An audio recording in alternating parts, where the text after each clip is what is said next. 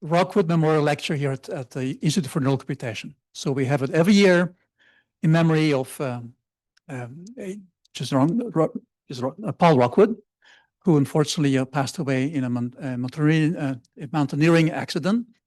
He was a pioneer in language technology in the early ages of it. But his legacy lives on. And so every year we bring distinguished lecturers here to UC San Diego, here at the Institute for Computation. So we're very delighted to have today here with us Yaser Abu-Mostafa here of Caltech. And I can't be happier to introduce him because I was one of his students. I was in taking his classes, and I must say it blew me away. A wonderful teacher. In fact, he has gotten many teaching awards at Caltech, I no doubt, and he deserves it. He has been doing transformative work at the interface between neural computation and machine learning. In fact, machine learning well before most of the people were jumping on the bandwagon. Learning from hints was, in fact, a lecture that I very much remember at NIPS, the first NIPS meeting. And today we'll give us a lecture that is very much inspired, hints from the past. And no pun intended, I think. No pun intended. Right? Yes, sir, please. Thank you so much. Okay. Thank you, Gert and Terry, for inviting me. I'm very happy to be here. And what I'm going to do, I am going to give a story of AI. It's an eyewitness story. And because it's an eyewitness, I have to start in the 1980s. I will depend on Gert's talk this morning, who started with the seeds that led to that before the 1980s, and also with Terry's talk that reflected on the neurobiology and neuroscience aspect more. So mine will be focused starting from the 1980s until now, and if we have time, I will talk about the future. And also, in addition to it, it will be a reflection of how a field evolves. And I think it's very important to actually go through the stages that AI went through, because in hindsight, it looks all neat and clear and everything is fine. But when you are in the heat of the battle, things go up and down and very unexpected things happen. And if you're a current researcher, the young people I see here, it's very good idea to understand that science is not that neat. There will be excitement, there will be disappointment, there will be a change of course and whatnot. And to understand that something as successful as AI nowadays, which is by far the most successful field I have seen in my own lifetime, you realize that, maybe actually a small idea or something that doesn't quite work should be followed. So I will start with the story, and it's a story of AI in general, and it will be high level.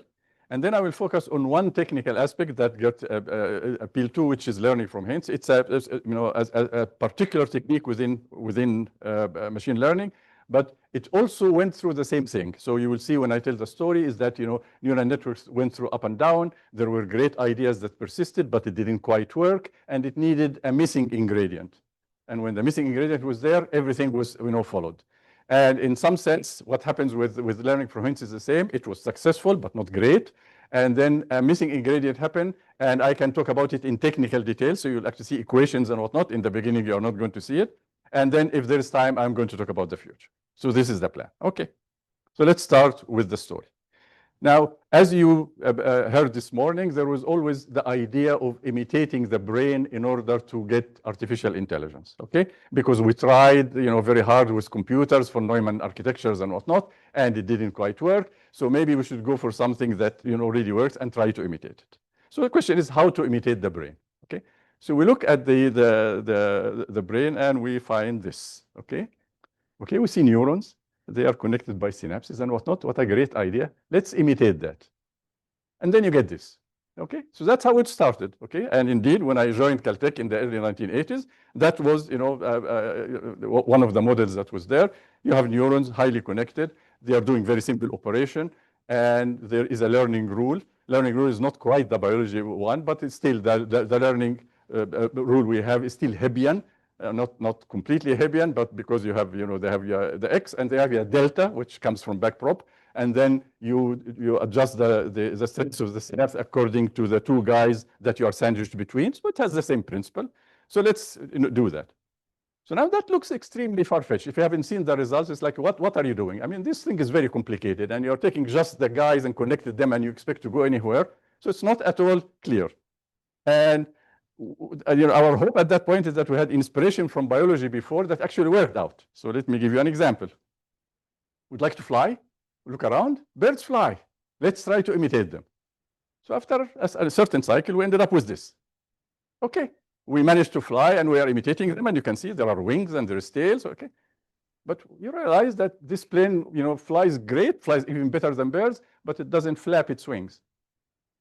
So you don't get everything from biology. Try to get the essence. What is the essence that results in the operation? So our question is, did we extract the essence of the operation in neurobiology by the neurons, simple operation, interconnections, and a simple learning rule? Okay. At that point, it looked like impossible. Okay. And let me paraphrase Nelson Mandela. It always looks impossible until it actually happens. Okay. We were actually right. That's what you need. You just need to put some more stuff in it in order to make it reach the level of performance that it has now. Okay. So let me go through the first transition. So before the 1980s, the traditional approach, as Terry mentioned, there are tons of rules that you hardwired, etc. It's not scalable. It's by design. You try to design intelligence. Okay, I have expert systems and whatnot. And then there was a full-fledged transition in the 1980s. We are going to do learning. We are going to take something that looks like a neural network, and we are going to have a learning approach. For historical perspective, when I joined Caltech and AI was this thing, you would not say artificial intelligence in polite company. It was a bad word. Okay? And it's a bad word because it promised a lot and never delivered. And part of the reasons for the excitement about neural networks is because it had a different term, neural networks. People can actually hope that we'll actually finally be able to achieve what we set out to do. That's a fact, okay? Little that we knew that this something will happen to neural networks later down the road. This is what we had. Now, this happened in the 1980s, and as a culmination of it, there were institutions that actually resulted in that. And let me single out two of them. One of them is, yours truly, and deservedly. And the other one is your counterpart at Caltech, which is computation and neural systems. Both of them are complete interface between neuroscience, neurobiology, and engineering. Both of them started as a culmination of the activities that happened in the 1980s toward the end of the 1980s or the beginning of 1990. Okay, and both of them are very responsible for making this a real discipline and propagating it throughout. Okay, so this is, we are in the middle of the action in this way. Okay, so now let's look at the key ingredients we borrowed from the brain. Okay, learning is the most obvious, but actually there were two factors, and the two factors are very important. So the first one is learning, that you don't program this, okay? And if you think of how you learn stuff, you learn it by just data coming in. Nobody goes into your brain and puts the answers to any questions, okay? What expert systems do, okay? So there is this a question of learning, and the learning rule is very simple. As I mentioned, you have a synapse sandwiched between two neurons, and they have a rule, a Hebbian nature, and we have something Hebbian. So this is part of the game. The other part, which is as important, is the collective computation part. You can do learning in many models. Support vector machines are a learning model, okay? But here, there is a question of the distributed computation nature, okay? So if you go back to expert system, what happens when you ask a question, who killed Kennedy? Well, what happens is that the answer is already there. All you need to do is just search for it efficiently. And when you find it, you output. That's what you do, okay? When you go to neural networks, the answer is very distributed. Oh, this is just a caricature, just to give you a feeling, okay? And little bits of information are all over the network, and you recall them according to the question, and they interact in a soft way, and that actually is much more suited for having lots of knowledge and ability to extrapolate and interpolate. Expert systems are very brittle. If the answer is there, you give me the answer. If the answer is no, you don't know what to do, okay? You either have it or don't. Here, there is a continuity. And that component is as important as the learning component, okay? And the result of that is that which machine learning model won eventually? It was neural networks. It was not one of the other models that actually has the learning fully, but it doesn't have that aspect of the neural architecture. Okay, so that looks great. We have something, we have a winner. So the results, okay, don't think that it was always successful, okay? So when I say success, I mean you are the best. So I'm going to give you two examples in which neural networks were the best at that time, end of 1980s, beginning of 1990s. One of them, it was the world champion in backgammon. That's a fact, okay? Jerry Tesoro, whom you know, who was working with Terry, did that. That was definitely a winner, uncontested, okay? So we had one. The other one is in financial applications, okay? So when you do financial forecasting or credit approval or whatever, you use a neural network, and the neural network wins above any other competitor, okay? And one of the reasons, interestingly enough, that I focus on financial applications is because at that time, this was the best data available. Now there's data on everything, okay? But if you go back, financial applications always had perfect data, abundant. So it was leading. It wasn't the best data because it's as noisy as you can get.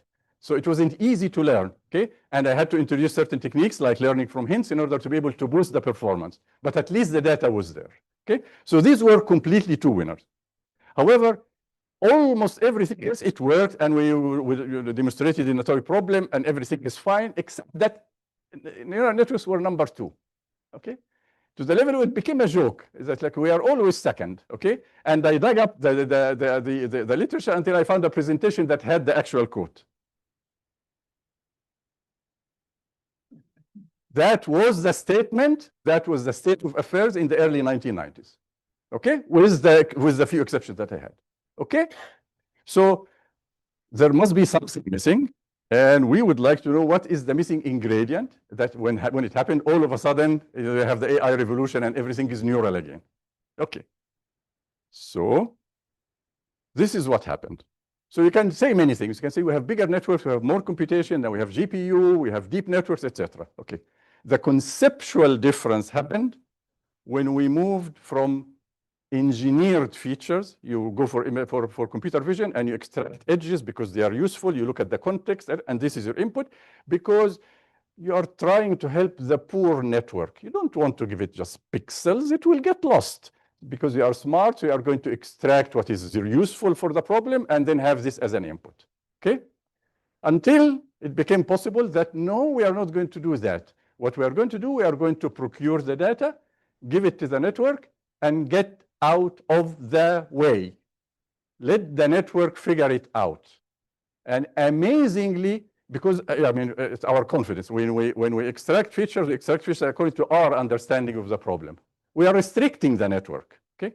So in order to do that, there are, consequences. Instead of having maybe, 20 features that are relevant, all of a sudden you have 500 by 500 pixels. That's the number of inputs, okay?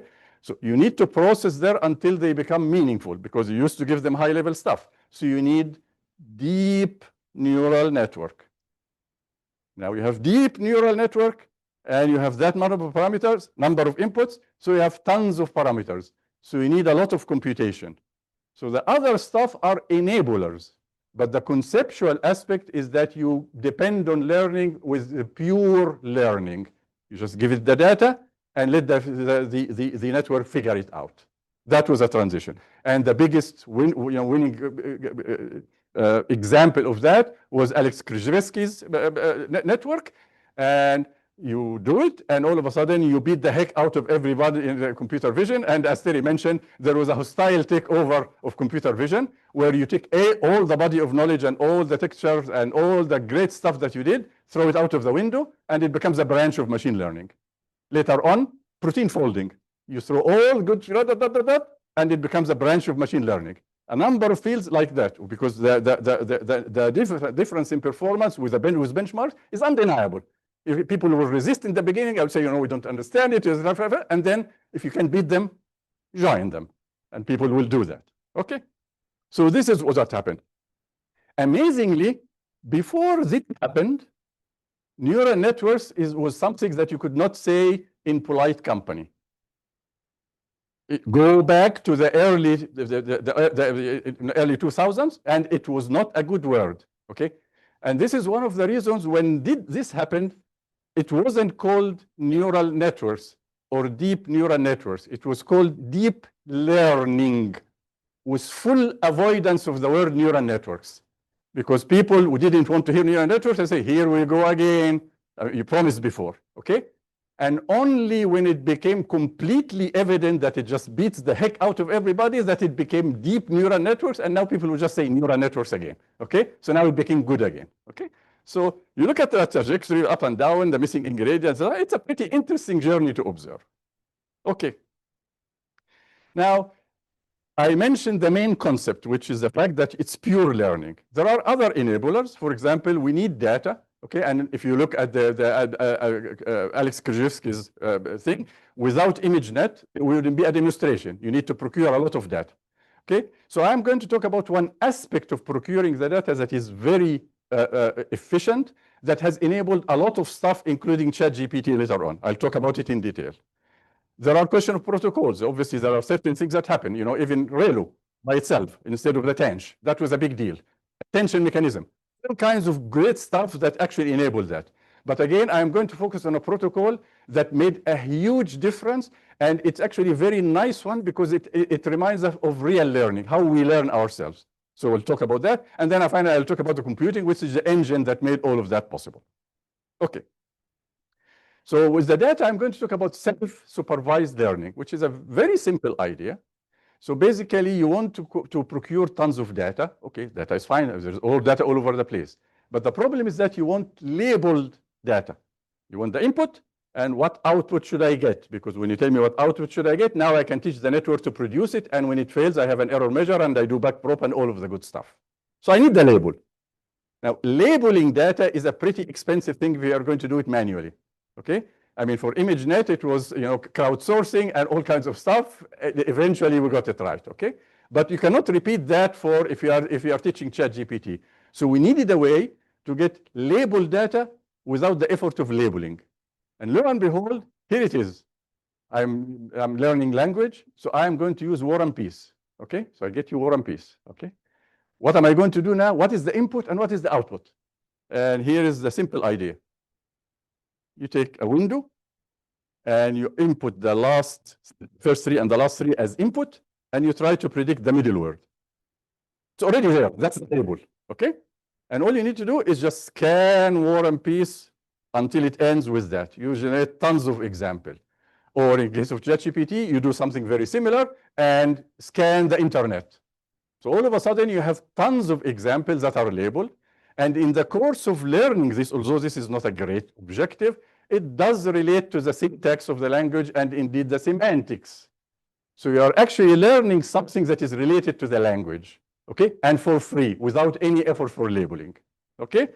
So that was the idea of self-supervised learning. And interestingly enough, this is the same mechanism that is used in embedding. Okay, so now, you know, the neural networks, you deal with numbers, vectors and whatnot, okay? I want to enter words. I want to enter something, you know, an object, whatever object I have. So I need to represent this with numbers, and it's not random numbers. I want numbers that are meaningful, numbers that actually relate to each other in a way, the same way the objects relate to each other. So the way it is done, for example, for text is exactly that. You do something very, very similar to that, and after you are done, you end up with a representation of the word that is actually relevant to its meaning. And that is what is used as input, and that is when when everything becomes a token, because everything is now a vector of numbers because of this. So very simple idea, but it made an enormous difference in making this possible. Okay. The other one, which is, it's a protocol, which is remarkable, is transfer learning. The idea is very simple, okay? So here's your neural network, and I'm trying to categorize images into these 4 categories. So I'm giving it examples, and I already labeled, so that the labeling is not a problem here. And I learn, and after a while, I am able, you give me this, and I'll tell you I'm a player in a sport or in a living thing in the ocean or whatever it is. And it does the classification. Okay. Now, in the course of doing that, it must be that the first few layers of the network has succeeded in representing the images in a slightly higher level than just pure pixels. And that representation is very suited to that representation. I was able to make the final decision in a short way. So in some sense, the part that we gave away, which is don't fool around. Give the raw data, because when you process it according to your understanding. Well, this processing is due to the network's understanding. It's the ultimate that is related to the target. So we want that. But indeed, I can look at it and say, okay, maybe this is taking pixels and producing the right representation of images. So here is an idea. After I am done, I am going to kill the last part of the network and understand that this fellow takes images pixel by pixel, produces a meaningful representation that is suitable for images. Now you'd say, yeah, but that is when you were doing sports versus things in the sea and whatnot. If you go to something else, it would be different. Well, it turns out the first few processors are pretty standard. You just want to get something that understand a visual scene. And only later that you will take these pieces and make it specialized to do this or that. Because when you take this fellow and you apply it to something else, like you do in the second term of my class, I don't think you have taken that part. This is to give it X-rays and decide whether the person has pneumonia or not. What in the world does this have to do with sports versus living things in the sea? It's even black and white. It's ugly. But it's an image. And these fellows that were developed for the other one and were frozen here, you apply them here and you are ahead of the game for all your competitors.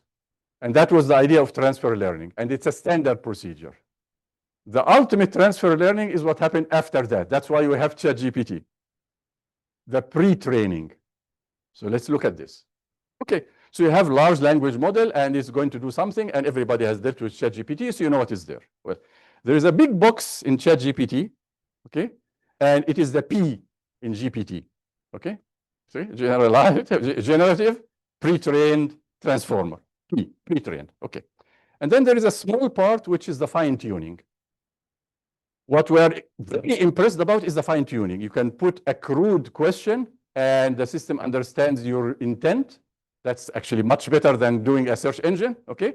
And the output, polished with paragraphs and bullets and all of that. So that part is very impressive. That part is the smallest component of the whole thing. The biggest component is this thing, which is called foundation model. So let me talk about it. The foundation model is a baby trying to understand the world. They're looking around, they're taking it all in, completely crude. You don't even, maybe the mother is kind and it talks to him, etc. But the baby is spending years and years and years and exploring everything. You have a baby, you go there, you see this, you see it. That's what they do. So after a while, what it's using its crude data, after a while, it becomes familiar with the domain. Now, I grant you, this fellow understands the word wonderfully, but they are not a doctor, they are not a lawyer, and they are not a professor. In order to make them one of those, it's not that difficult, okay? You go to college and you do the fine-tuning, okay? And if you look at the computational part, this part is the one that took an army of GPUs 4 months solid to learn. Okay? And again, going from the absolute primitive to something that is high level and suited for the task is a very difficult thing to do. And once you have it, you can reuse it. And that is the principle here. Okay? So the transfer learning is one of the biggest surprise because also it's a delicious one. Okay? I mean, you think of, when I'm learning a task, I go to another task, I have to learn it from scratch and whatnot. This is not really learning. When you learn something and you go to similar environment, you're already ahead of the game. So why isn't the network doing the same thing? Yes, the network is doing the same thing, and we get that part. Okay. The third part, I forgot my own work. So you can have foundation models for language like you have this, and you can have foundation model in any domain. So in my lab, collaboration with UCSF, we are getting a foundation model for cardiology. Okay. So now this is someone, I called it someone, maybe that's a Freudian slip. It's okay, that understands the cardiology domain and has facility with it. After you get the foundation model, you can build all kinds of functions on it. But in order to get that, you need to have the data, and you need to have all types of data, and the system will be able to relate it, understand, and navigate what is there. Okay. So now we go to the third component, which is computing. That is definitely relevant. I mean, we have been lucky, I have to say. I mean, there are many aspects of luck. I mean, I can tell you, for example, when you do the optimization for your networks, you can get stuck in local minimum. Okay, was this a problem? No, it was never a problem. Why? Because we are lucky. There's absolutely, if you look at mathematically, if you try to get to the global minimum, that's NP hard. All the thing tells you that this could be a problem, but it wasn't. Okay, the generalization mystery. Okay, Alex Krzyzewski, you want 100 million parameters. Okay, how many examples do you have? A million. Excuse me, 100 million parameters a million. That's not over parameterization. That's over parameterization galore. You are going to overfit. You are going to remember all the examples, and you are not going to learn anything. No, you learn and you generalize. Okay, so lots of breaks that we had along the road. Okay, but this one is really remarkable because we needed to do this fast because if it takes army of these guys 4 months, okay, then if it wasn't there, we wouldn't be seeing ChatGPT within our lifetime. Okay, nobody will even try. Okay, and the irony is that there was already a chip that is tailored towards doing the basic operation that we need, which is matrix manipulation for graphics. Because people who play games want this to happen fast. So there was a company that did that, and they developed. So all we needed to do, not me, but the guys who did that, was write a compiler. Just take your back propagation and compile it such that it runs on this chip. Okay, and the rest is the net worth of NVIDIA went up rather significantly. I wonder if Alex got any percentage of that. He's responsible for it. Bought the company from Alex and Ilya and Jeff. Fair enough. So they got 20 million out of it. Okay, 20 million. Okay, that's at least they got something. Okay. Very good. So, and to understand how this is decisive, look at this thing. Okay, how many people have heard of Moore's law? It used to be that everybody knows about it. Now it's sort of okay. So Moore's law is saying that every 18 months or 2 years, the computing power doubles. Okay, and that was the case. Okay, that's very impressive. Okay, not that impressive when you look here. Okay, this is a logarithmic scale. This is Moore's law, the gray line that is completely left behind. That's where we would be without the GPUs. Okay, and now you go from here to here. That's an order of magnitude. You need from here to what we achieved at that point was 6 orders of magnitude, 1,000,000 factor. So that's basically, it's make or break. If we didn't have that, forget it. Just as we can dream about it, we wouldn't even know whether we are right or wrong because we never actually built it. So that was completely decisive in getting this going. Okay, so that's the third part of computing. Let me mention 2 things, observations, rather part of it, but they are very interesting. We are academic. We are very proud of academia. Academia where great ideas come about, right? Okay, go until maybe the beginning of the AI revolution. Okay, this is AlexNet that started the AI revolution. Okay, 2 years later, this is gone. That started the generative AI revolution. Okay, both of them were done by graduate students in universities. Okay, the way it should be, at least so says a professor. Okay, 10 years later, these are the biggest achievement of AI recently. Okay, one of them is AlphaFold, that is done by DeepMind, which is owned by Google. Okay, one of them is ChatGPT, which is OpenAI, which is funded by Microsoft. Okay, and it's not a coincidence. As a matter of fact, when the CEO of DeepMind was acquired, he said it's not the money. I mean, when you exit, you have money. Okay, maybe more than 20 million, hopefully, but you have money, which is good. But here he said, this is the only way I will have access to the resources that I need in order to achieve the scientific goals that I have. So they knew it. Okay, well, when this was going, the CEO said that when I look at the bill for the electricity, not even for the price of that, it's eye-watering. Okay, so basically there is nothing in academia that comes close to that. The only example I have for expenditure in academia that parallels that is LIGO. If you know what LIGO was, okay, that was one-time thing. Some people, still say it was the right spending. It's great spending. It led to the, gravitational waves and a Nobel Prize and all of that. But we are talking about $1 billion. Okay. Okay. It was based at Caltech. It was based at Caltech. Yeah, Caltech. So in some, it can be done in academia, but it's just not going to happen. And that transition is the reality now. Okay. And therefore, some people, what do people do? So what do? I actually went into an application where you don't need $1 billion. Okay, which is medical applications of AI. Okay.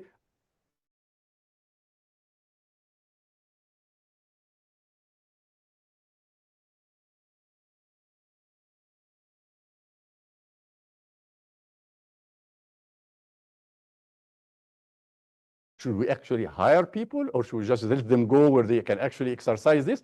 There is a debate about that, but that's a transition that happened. Okay. The other observation is pretty interesting. Let's sort of have a philosophical view of what AI offers now, us nowadays. Two categories. It offers that to do what we already do, self-driving cars, answering questions, etc., like customer service, okay? And the other one is doing what we cannot do. This is an example from medical applications. And in this case, if you get experts to look at this and tell you whether that cancer will spread or not, their answer is a coin flip, completely random, okay? You train AI and you get it 90%. This is from a colleague of mine at Caltech, okay? So this is we cannot do, and now AI did it. This is we already do, and AI is replicating it. My question is, which one is more impressive? Remarkably, all the excitement are about here. Okay, look at it. What made all of this hoopla? ChatGPT. What does ChatGPT? Okay, I mean ChatGPT. I respect him and I use him. I use it a lot. Okay, but the reality is, if I have a very skillful secretary, and I ask the question, she will be able to form queries in different, search engines, get pages, look at it, find the stuff, summarize it, and give it to me. She becomes a ChatGPT. Okay, it's because this one is automated, and so it's what is the big deal? I think the big deal is that all of a sudden AI infringes on our sense of uniqueness. That's what really got us. Something that we build is doing what we thought was particular to us. And all of a sudden, our eyes are open, what do we do, etc. But the achievement by itself, I would take the second achievement 10 times, because I couldn't do it, now I can, okay? So that's actually good, okay? So that is an irony that you see in AI applications. Okay. So now with that in mind, so we saw an example now where there were ingredients in the 1980s that stood the test of time. There were the right concepts, learning and collective computation. There was a missing ingredient that made it take off, and we saw the ups and downs of that. So now I'm going to take one piece, which I'm very familiar with. I started this work, which is learning from hints, where the idea sounds like great. It had mixed results, it had a missing ingredient, and now we know what the missing ingredient is, okay? So let me go through that. So what is the idea? The idea is that you have data representing your target, which is input, output, labels, as I mentioned before. That's one source of information that you have about the target function. But other properties. You can call it prior knowledge, known properties of the target function, hints, whatever you want to call. Okay. For example, you can say that whether a cat is a cat, it doesn't change if you move by 5 pixels. Okay. So there is shift invariance. It doesn't have to be invariance. You can go for monotonicity hints. Okay. You are approving credit for people. Can say that, okay, the credit line should be monotonically non-decreasing in the salary. If you make more money, I cannot reduce the credit line for you. Okay, that's a property. You can put it. So there are all kinds of properties, and these properties look very clear to us, but to the machine, it doesn't know it unless we spell it out. So there was the idea, how do I do that? How do I take, let's say, in the case of invariance, think of it, I'm talking now about, scale invariance in images, just to have a metaphor, okay? So when you take X and you scale it up a little bit, whether the value of the target is the same, whether it has a cat or doesn't have a cat, doesn't change, okay? So there were two approaches that came about in the 1980s. Okay, one of them is to create a labeled example to represent the property, okay? And that is called data augmentation, used in every application nowadays, right? The other one is to learn the property from unlabeled data, okay? I will explain in a minute, okay? And that was called hints. So let me compare them and see what is the deal here. So with data augmentation, what are you doing? You are looking at this. You are taking X dash, which is the scaled version, giving it the same label as the original version. And as such, you have created a new example that was not present in your training set, and you are going to use that as part of training. Very intuitive, very straightforward, okay? And how do you do that? You just take the X dash, the transform version, and you apply it to the network. You compare the output of the network to the target of the original guy, because it's the original guy has the same label as this guy, and you minimize this as you minimize any point in the training set. Straightforward, everybody uses it. So let's look at the hints. In this case, you are just generating the property. So X here is not a point in your training set. X is a random point that you dreamed up, virtual example. Just a point image, just generate nonsense, okay? And then you transform it, scale it. Okay, let's scale it. So I have X, X dash. So what do you do with that? The main thing is that what you're going to do has no label in it. And I said labeling is the issue, okay? So I can do this at will. What I do is make sure that the network has the same answer for both. I don't care what the answer is. But when I put X, I get something. When I put X dash, I want the same thing. And if they are different, then the invariance is not obeyed, and I'm trying to get them closer so that the invariance is obeyed. Okay? Very simple idea. And it appeared 30 years ago exactly as the cover article of this. Nice idea. It covered both of them, covered the data augmentation, which I refer to as duplicate examples, and this one was virtual examples, and everything is clear. Okay? So this is fine. How to implement it with backpropagation? Okay, very simple. This is the same network. I'm just putting it twice because I'm going to use it twice. You generate at random X, and you transform it. Okay, so here, X, and random. Put it to the network. Out comes something. The network gets GX, GX dash. And now your goal is to make these guys close to each other. So all you need to do is make each of them the target for the other. So it's 2 steps of backprop. You take this one is, that depends on the weights, and when you do backpropagation, this is okay, but this is a number. Just a number. Make it this way. And go for the other one, this is a number. You do both, and you have learned the hint without any regard to the label. There is no label. Okay? Sounds great. And as a matter of fact, theoretically, hints should be the winner. Let me try to convince you. Okay? Theoretically, okay? Is that augmentation? Here is hints. So there is a problem with data augmentation, which is overfitting. Okay, so why is there overfitting? Because we have a training data that is finite, and when you have a finite set and you try to train it, there is a risk of overfitting. But wait a minute, I'm not using the training set. I'm taking every example in the training set and getting transformations and shift and rotation, and so I'm getting tons of guys. Yeah, grant you, this is what you do, but this is what you end up with. In the neighborhood of every example, you are getting all the transformations you get. That is still a finite, a small part of the space. If you do only that, you may be overfitting. What happens when you use the hint? The word is yours. Get any input. You can enforce it for any input in the entire input space. Every epoch, you can generate fresh examples that you have never seen before and train on them. There is zero risk of overfitting. Okay, that looks appealing. Second one, when you do this, you are doing 2 things at once. You are enforcing the label, and you are, by implication, enforcing the hint. Because when you enforce a label that happens to be the same for transformed versions, then implied is that you are enforcing the hint. But you're doing it at once. Okay? Here, you have the freedom of enforcing them independently. This X is a point in the training set for which you know the label, and this is what you do for regular training, and this one enforces the label. This one is a randomly generated point for which there is no label, and when you do this, you are enforcing the hint.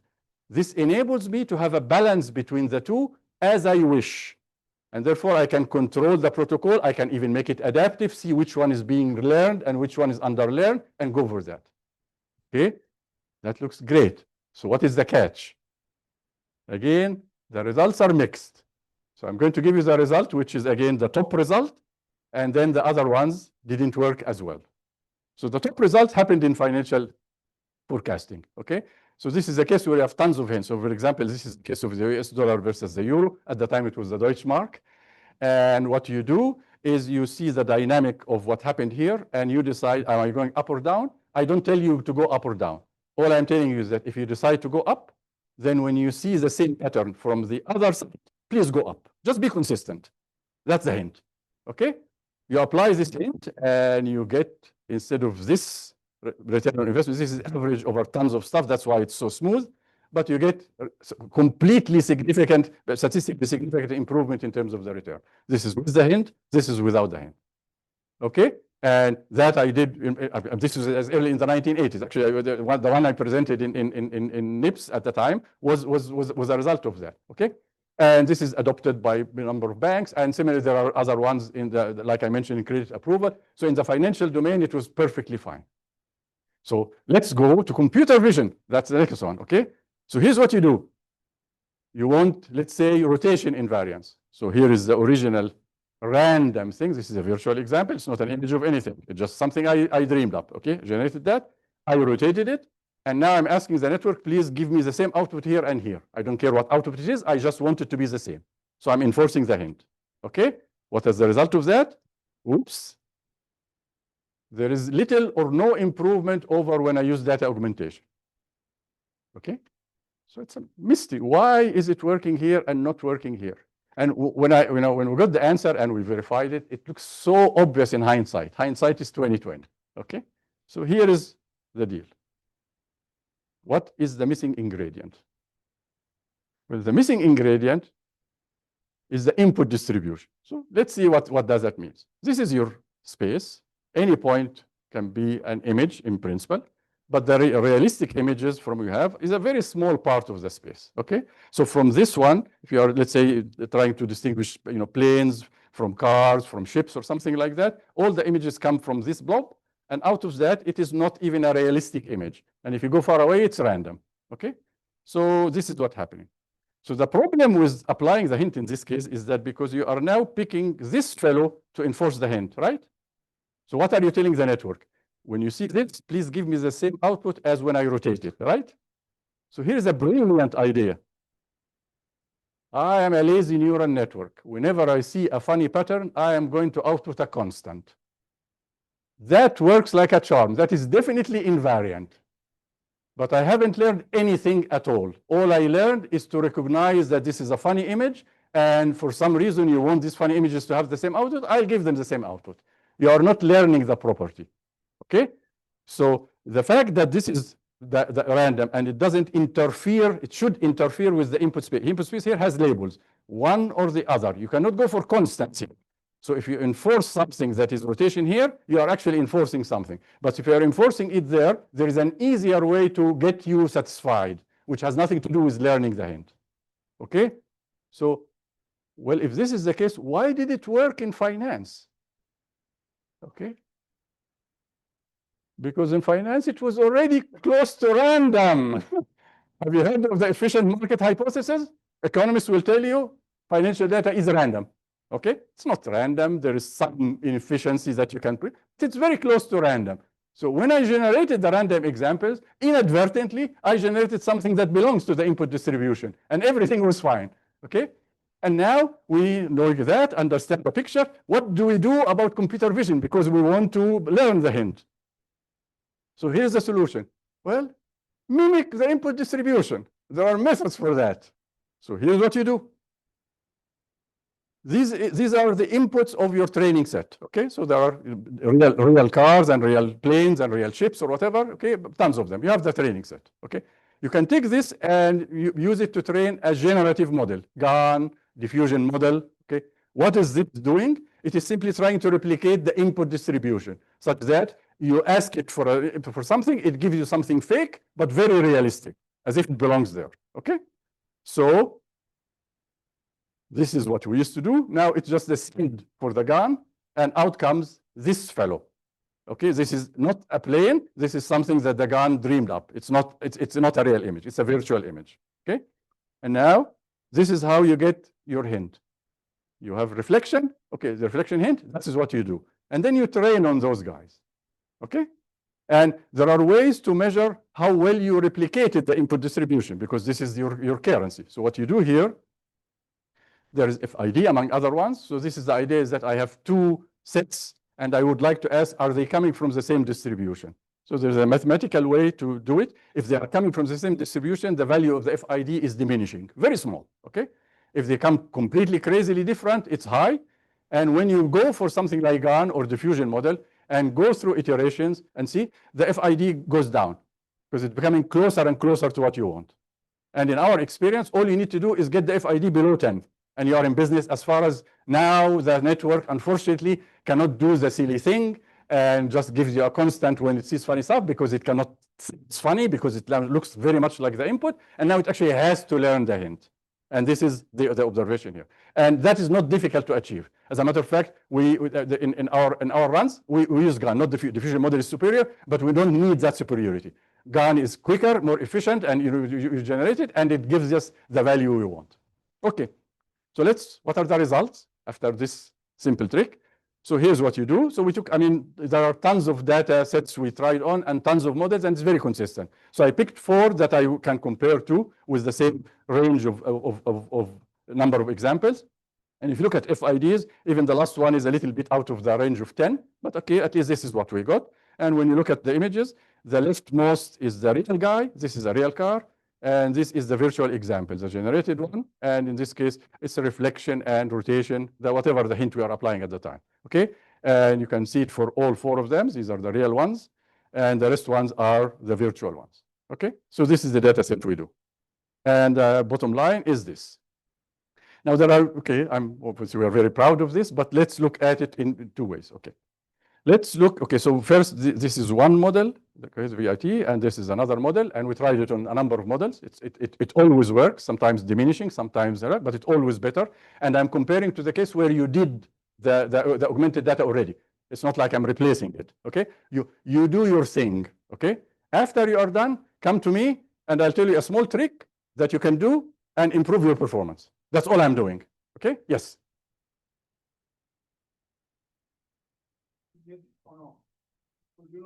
The car is symmetric and you can reflect. True. The hint has to be true. The hint has to be true. If you are enforcing a property that is not true, you are harming the thing. Okay. So, for example, for credit, I can give you some properties that grade and calculate examples, but it will hurt. For things that are valid for the case. So it's basically I'm getting all the information that I have about the target function, and I'm trying to translate them into examples because that's how my network learns. It used to learn from the training data by itself. Now it learns from the learning data and from the virtual examples that represent the property of the target function as well. But it has to be true. Your point is well taken. Okay, you can use as many as you want that you have confidence in. Oh, was it just reflection? No, this one is reflection, and you can see rotation. The rotation is minor and rotation, and we try shift. We try any properties that holds. You can do it, okay? And how many times you apply as long as needed, because you can generate them fresh every time. You just input a random guy to the GAN, and out comes a fresh thing, okay? And if you look at the GAN, the output, you are training from trains and this and that, okay? The output of the GAN could be ambiguous, okay? But it belongs to the images. And I don't need the label. I don't want to commit. If I was trying to replicate the examples in order to do it, I will have to commit to a label, okay? There is no labeling here. Just give me something that looks like a generic input. Thank you very much. And I'm going to enforce the property by itself. That's all I'm doing, okay? So the thing here is, okay, so you get improvement, okay? This is improvement over the best one. So basically you can obviously decide not to use it, but what you are doing is leaving money on the table, okay? Because I didn't ask you for anything else. The same data resources that you have, the same networks that you have, the same models that you have, okay? Except that you just apply this in addition, okay? So what struck me here is that, okay, this guy is close to perfection, okay, the last one. And you still went halfway into perfection. Usually if you are 80, there is room to go there, but if you are 98, very difficult to push. So it actually was there, okay? And it's not difficult to understand, because if you look at the columns that says the value of the hint, okay, without, okay, so this is basically evaluating the hint, not using it. So you are doing your thing. And I'm asking you, did you actually learn the hint? I have a way to measure it. I will generate my examples and see how well you are doing on them without doing anything, just to evaluate it. This is the loss function you have. And when you do the hint, look at the numbers. So it wasn't learning the hint. It just wasn't learning it. And learning it resulted in an improvement. Okay? Okay, so let me do this. So we put a preprint, and you can get the preprint if you like. And I'd like to acknowledge the 2 bright students. Both of them are alumni of my group, now in different places, who did the computer vision thing from beginning to end, okay? So they ran with it, and the result is there. And I would encourage you to try it in properties that you have for a very simple reason. I mean, there are lots of properties about the target, okay? And currently you do some data augmentation until it saturates and you leave it alone. There is now room for more. And now the question of using an added property as a target is big, because there are physics laws that you apply to some networks, because you want to take the thing and make sure that the property, which happens to be a physics law, is obeyed. So there is room for using this in areas that will add performance to what you have used before. Okay. Now, it's 5:30. I had a segment about the future, which I think I will save for the future in respect for the time. I think this is a good way to end, and it conveys the message, the main message. The two contributions I can give you is eyewitness to the history. I did that. And the technical contribution, learning from it, that's my method, okay? Future, my word is as good as yours, okay? So no speculation. So I will leave it at that, and thank you very much for the opportunity.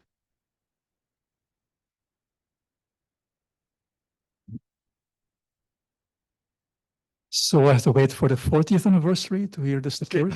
I'll come just for that segment. More questions, yes. What's the future? The future. Okay, so I'm not going to talk about it, but this is really I had technical stuff like the number of parameters and how I'm optimizing the brain and emergent behavior and all kinds of standard stuff. But this is really the biggest thing that worries me, because on this side the impact is enormous. I'm involved in healthcare, and I can see how you can do wonderful stuff that you will not be able to do without AI currently, and you can see the value for education. You can go to this side and you can see, okay, we can run, do wars without the social cost of war. Nobody dies because we have robots, so people will be more trigger happy, and I don't know what this will lead to. And the other one is hacking and scams. Okay, now hacking and scams are on steroids, and I don't know where this is going, and it's a fight. I don't know whether we will win or lose, but it's a question that I have. So that to answer your question. But do you identify any missing elements we need for this future to happen? At this point, remember Turing test, okay? Turing test was like, forget it, okay? Remember, winning over a chess champion? Forget it, okay? So, there was a time where the state of mind, this was impossible, okay? Turing test is what the heck? I mean, it's like, yeah, sure, we can do it, okay?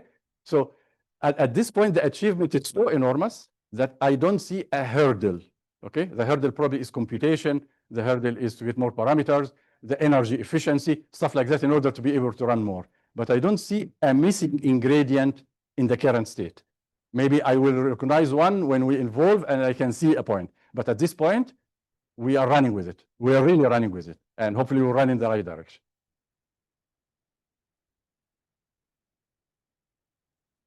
I have a question that's related to Terry's comment on long-term memory. So the memory of the network is like staggering. I mean, ChatGPT 1 million token. In our short-term memory, we can keep like 12 items or something. And so can you comment on that, and also the fact that our cognition is so different from these models, and yet we seem to be on par? Yeah. I mean, we are replicating the function. Okay, we are not. Okay, so we replicated the structure because it's an existence proof, hoping that when we replicate the structure, we will replicate the function. But we ended up replicating the structure partially. We took the general principles, but the rest of it, as you mentioned, there is a way to store memory in the brain, completely different way in ChatGPT and whatnot. These were done under different design constraints. The brain was done under evolutionary constraints. This one, explicit design. So I have no reason to believe that one should follow the other, and I have no reason to believe that the particular architecture of the brain is optimal. As Terry mentioned in the morning, it's very inefficient, okay? And you may be able to do something efficient because you have the deliberate way of doing it, okay? So I have no way to translate the way, let's say, transformers store the thing, where you put all the works of Shakespeare as input. That's one, okay? Versus what the brain does. It's different ways, different capabilities. And there is really no link between these two. These are manifestations of the way we develop the architecture. That's a perfect answer. But I want to add another one that Jeff Hinton came up with, a difference between the human brain and any of these large language models.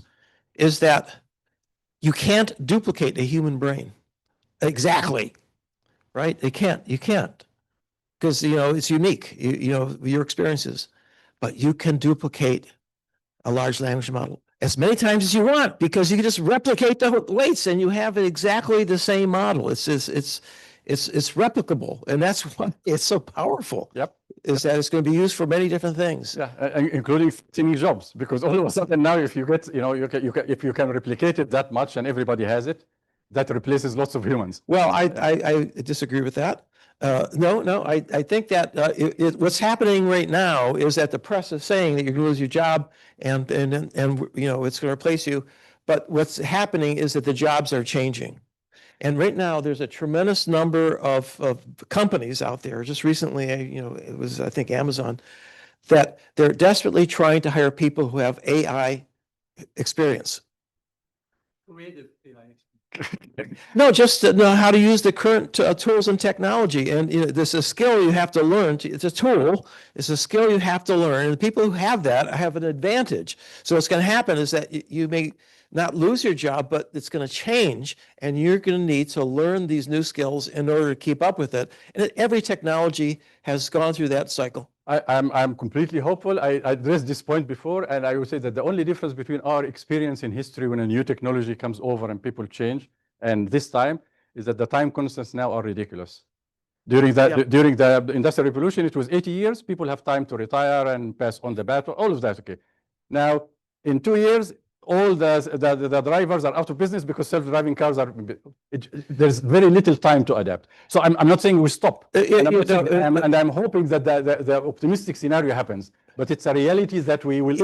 Okay, so, okay, I'll tell you it's generational. I'll tell you, kids coming up right now, you know, they don't have any trouble learning to use the tools and the skills. They're going to come up and they're going to, you're right, they're going to be fitting into the new jobs that are going to be created. It's basically the old people like us that are in trouble. Now, not to say old, but you know, people who are willing or able to learn new skills. Yep. And I may have the same question as Giacomo. It's interesting. It seems that the sky's the limit, or there's no limit. But what about energy constraints? I mean, sure, we can replicate this as much as we want, but there are finite resources. Yeah. And so this relates to much of the discussions that we had. That's the neuromorphic engineering, and probably Giacomo will have a question now too. When there's so there are constraints. Yep. And we have No question about it. To them. And if I may comment on this a little bit. So there is definitely an effort to try to reduce the energy and reduce the number of parameters. And there are successes. I mean, there are, you know, people we heard seminars from at Caltech who are, you know, can knock it down maybe an order of magnitude or something like that. There's also the ambition that you do something basically completely different that takes it to a different paradigm, which, you know, consumes smaller energy, not out of the question. We now have existence proof that we can do it. So now it's a question of taking it down, okay? Like, you know, someone, I think it was in General Electric, he says that the way we optimize the systems is that we have the system working perfectly. And then we start taking out elements until it doesn't work anymore. And then return the last one, okay? So the question, if it's working, then you don't, I mean, you put all in order to make it work, but what actually is essential and what not is yet to be discovered. Yeah. I actually had a question that was more technical. I was wondering when you're comparing the performance with hints and with normal data augmentation, is the normal data augmentation using the GAN as well, or is it some other technique? Because if the data set has the symmetry property and other rotational properties, the GAN will automatically augment the data in the same way, right? So that's part of data augmentation. You go for each class and you have a conditional GAN, you generate guys from the class, you put them the label and you train. I'm assuming you have done everything that is there to do it, except that you were restricted to the idea of getting using the original training set, etc. And now I'm comparing it to after you do all of that, I am going to enforce the property outside. Okay. The limit here is the question of the reliability of the label, because, you know, if I mean, let's say you do GAN, not every time you will get the right one, and you are enforcing it for the same label. So part of it will be noise. So there is net gain but there is a disadvantage. Okay, the approach on top of that I have, there's no downside. Okay, let's say I pick guys that are not relevant and look terrible and they have nothing to do with it. Okay, I made it invariant in a part of the space I don't care about. There's no harm here. And then I had a second question more on the future, because you were showing the past and the future with warfare and cybersecurity. But what about the present with these AI algorithms basically learning to change the inputs on our, like TikTok or Instagram, to get us addicted to, you know, to produce revenue for the company, for the AI companies? Let me put it this way. You know, the AI has no intentions. It has no bad intentions and it has no good intentions. AI is what you train it to do. Okay, so if someone comes in and trains a network in order to do exactly what you said, the network will obey. Don't blame the network. Blame the guy who trained. Okay, so the question of malice comes from, you know, our beloved species, not from the new species. So it's maybe not even done with malice. It's just done with the idea of getting more money for revenue. But I'm not necessarily. I'm not saying, like, whatever task it is. I'm not making a judgment call. Yeah. Oh, how do you handle AI hallucinations in the context of medical imaging? This is a very good point, because if you go for the internet, the data is compromised for sure, and you cannot spend the time in order to tell which ones are good, which ones are bad. Some methods are there, but they're not perfect. And as a result of that, you get something that is not really true, and you get the hallucinations and you get other manifestations. So for the medical data, we need to make absolutely certain that the data is clean. Okay, and the way we managed to get this project going is that we have a collaboration with UCSF and a major hospital in the US that are giving us all the data they have, actual data of the patients, okay, anonymized and secured and all of that. Okay, and this is what we are going to use in order to train the foundation model. So the answer to your question is that it's by securing the quality of the data is the step that we can do. Yes. So the idea of using hints is fantastic, and it's really impressive, but not all hints are good hints. They could be bad hints. And so my question is, how do you ensure that when you generate these hints, either with a GAN or some other ways, you're not slightly biasing the learning towards a particular, you know, thing that the GAN has embedded in it and you're not really aware of it? Oh, if your concern is the GAN itself, that's one concern. Any way of using the hint. The validity of the hint, that's different. Let me answer both of them. Thank you. Okay. So for the GAN and for the fusion model, there are theoretical results that tell you that you replicated the input distribution. Okay. Let's say that you didn't perfectly replicate the input distribution. No harm done. What are you doing? You are not forcing any label. You are just taking these guys and making them the same. If I'm irrelevant to the input distribution, let it be. It's not affecting me. What affects me is I take something that should have a label according to my system, and I'm forcing another label that is false. So it has a softer way of failing from that one. So that's for the validity of the hint, 100%. A hint is only as good as its validity for the target function. You use the wrong hint, you are pushing the network in a direction that is harmful. There's nothing that can be done. But again, what I'm telling you, you are already doing that with the augmented data. All I'm telling you is that the augmented data is not the optimal way to use the correct property. And there is a way to use the correct property to enhance the performance over what you already have. That's the only statement being made. So, researchers here, and you just mentioned the driving as a potential application of all this. Why don't we have driving now? What's holding us back in your perspective? Okay, so let me first, I know about it as much as you know. I followed it for a while, but I mean, many of these companies do the thing and then they just release something, so I don't know the intermediate results. There is a huge political thing because obviously lives are at stake. So sometimes people are very irrational when it comes to that. If you look at it, you know, let's say that, you know, in the US, there are 50,000 fatalities a year in traffic. That's an enormous number, okay? You have a self-driving car and you do the numbers and you find that you reduce it to 10,000 fatalities. Okay, is there any question in your mind that this is an improvement? You saved 40,000 lives. But now people are not going to let you do that. You ask, who are the 10,000 that died? What is there is all the, because it's lives. It's not a joke. I'm not blaming them. It's a serious matter. Okay, so there are all kinds of considerations, psychological and otherwise, that prevent this from going there. Okay, so you know, I had it even in Wall Street 30 years ago. We would do a system and we give it to the trader, and the trader is very uncomfortable. What if it's wrong? What if it's I lose my job? It's okay. So you ended up the right way to do it is to have it in the corner of their screen, a recommendation. You can follow it or not following it. And after a while, they realize, well, this guy knows what they're doing. Let me take it. Okay. But the concern that you don't know if it's working and something is at stake is always a hurdle for adopting these things. We have a question over Zoom. So Steve, you can unmute yourself.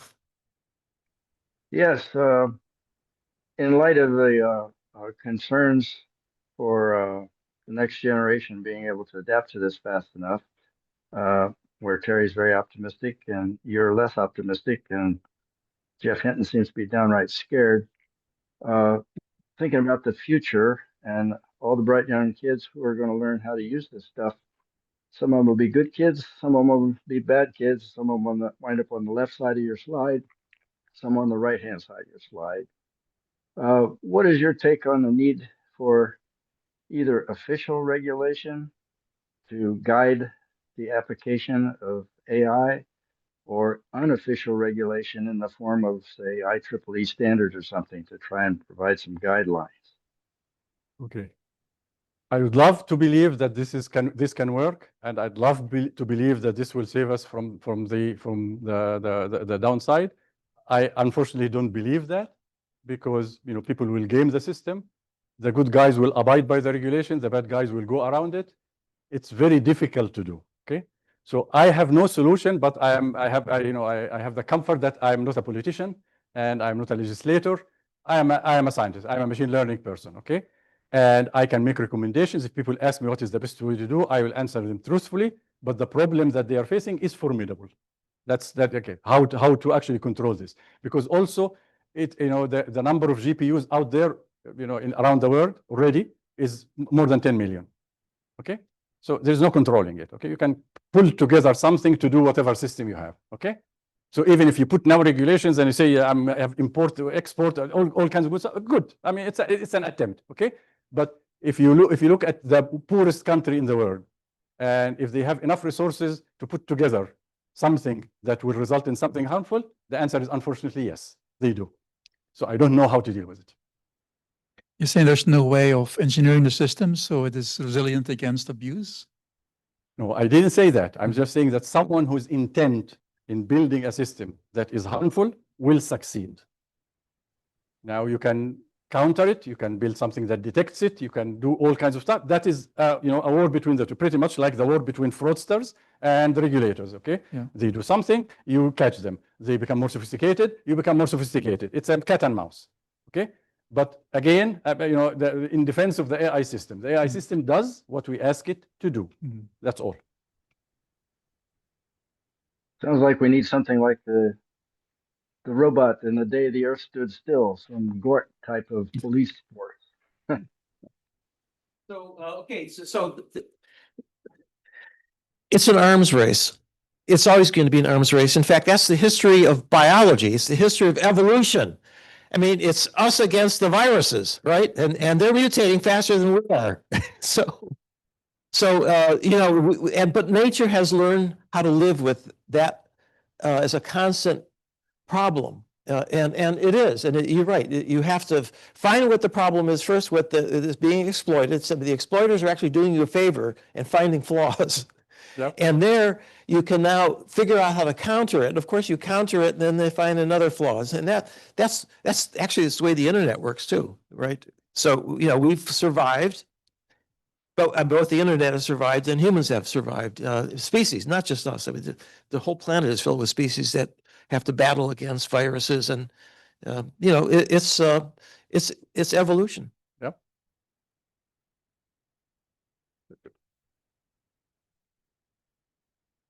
Final question. Kind of abstract question from a naive perspective.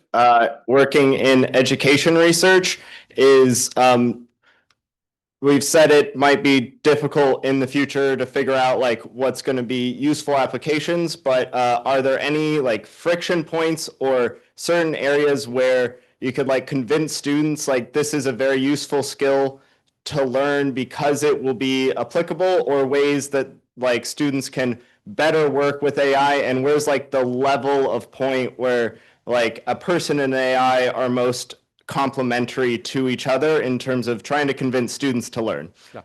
So education has two aspects. Is the fact that now people can produce all the answers with ChatGPT and they don't have to think and learn, etc. And the reaction, obviously, is horror from people who are used to something else. And we should remember that when the calculator came about, okay, just calculator, okay, are people not going to get the multiplication table anymore? This is terrible. Okay, so things happen and people adapt. There is no question about it. But this is a bigger one, okay, and it has to do with the analytic thinking. So there's a consideration. I'll tell you my own experience, dealing with Caltech students and dealing with you, and you have similar thing here, okay? People are either motivated to understand or not motivated to understand, okay? There are people who want to get the grade and go on and make money, and they couldn't care less about the content you are giving it. You are just doing the minimum in order to get that, okay? There are people who are absolutely fascinated by the science and by the knowledge, by analytic, okay? And they want to completely understand it, okay? And I am putting all my stakes on the last group to keep the thing going. That is how I feel it. There's a positive side of education, which is basically having an interactive educator, and that will be on a large scale, especially in underdeveloped areas, becomes a way to pick the talent that would not have any chance because they don't have a good education. That's a big plus that will happen. So you can see the two aspects of the thing. And the latter group will get jobs. The first group will not get any jobs. You have to. I always tell. The way I say it to Caltech students is very simple. Okay. You have to have a competitive advantage. There's a difference between you and the guy walking down Del Mar. Del Mar is the street next to Caltech. Okay. And if all you are doing is downloading a package and installing it and running this and asking ChatGPT, etc., he can do it. Okay. So why are you here? What do you expect to add? Okay. And it seems to resonate. Is there like some sort of like technical aspect that you would say meshes the most with the motivation, or like a way to introduce people to AI, or certain tools that would encourage more feedback loops into the like curiosity and motivation aspect? Okay, I would say that the biggest way to create more of the good population that I mentioned is good teaching. Because when you are young and you are teaching something, if something makes sense, it excites you to no end. I just remember when in high school, I was a freshman and the guy described the limits. How do you get the limits? And I'm just qualitative, you just go there, etc. No, there is epsilon and delta, and you define it rigorously, and that is the limit. Man alive, that changed me completely. I realized that you can pin down rigorously the most intuitive thing, and you don't have to depend on intuition anymore. You can go for the definition and move from it. It was a revelation. And from Indigo, you need to get people excited about it and wanting to get more of. That beautifully summarizes it. Thanks again. Thank you very much.